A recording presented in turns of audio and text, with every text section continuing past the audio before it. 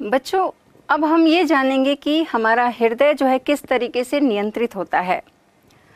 तो पहला तो इसका नियंत्रण खुद का होता है, क्योंकि इसमें कुछ विशेष ऊतक पाए जाते हैं जो इसको नियंत्रित करते हैं।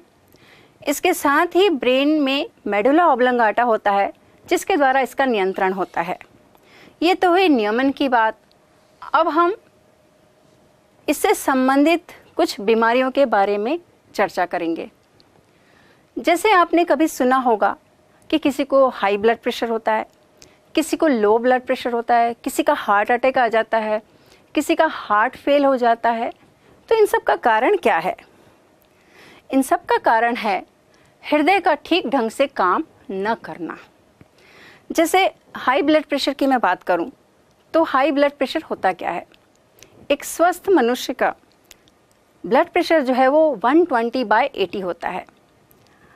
यदि इस नॉर्मल प्रेशर से ऊपर होता है ब्लड प्रेशर तो वो हाई ब्लड प्रेशर होता है, और यदि इससे नीचे होता है तो वो होता है लो ब्लड प्रेशर। इसके अलावा हृदय से संबंधित एक और बीमारी है एंजाइना। इसका मतलब क्या है? हृदय की पेशियों में पर्याप्त मात्रा में ऑक्सीजन का ना पहुंचना। इसके अलावा एक और बीमारी है हार्ट फेलियर।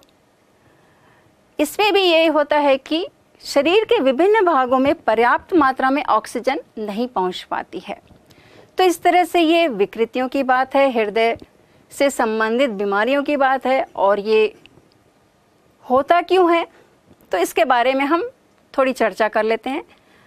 एक्चुअली होता क्या है, कुछ तो ये जेनेटिक होती हैं, जेनेटिक मतलब कि आनुवंशिक रूप से आती हैं, और कुछ हमारे खान पान, हमारे रहने के तौर तरीके पर भी निर्भर करती है।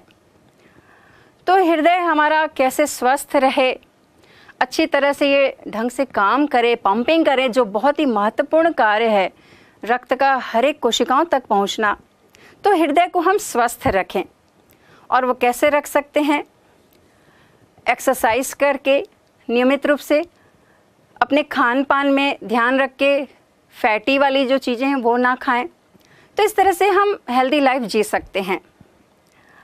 तो ये तो आज हमने बात की हृदय की संरचना और हृदय कैसे काम करता है इसके बारे में जाना।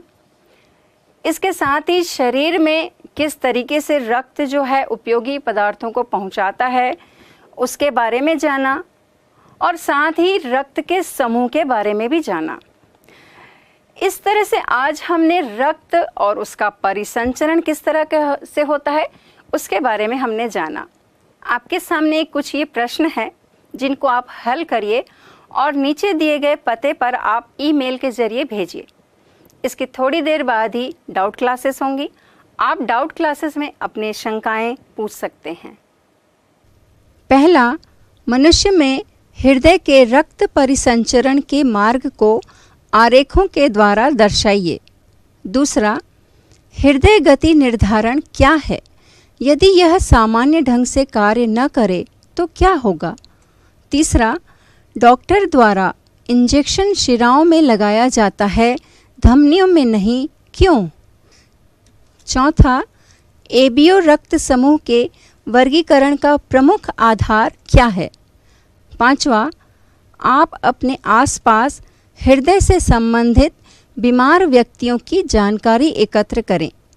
इन बीमारियों के कारणों को ढूंढने का प्रयास करें तथा भविष्य में एक स्वस्थ व्यक्ति को उक्त बीमारियों से बचने के लिए क्या क्या सावधानी रखनी होगी।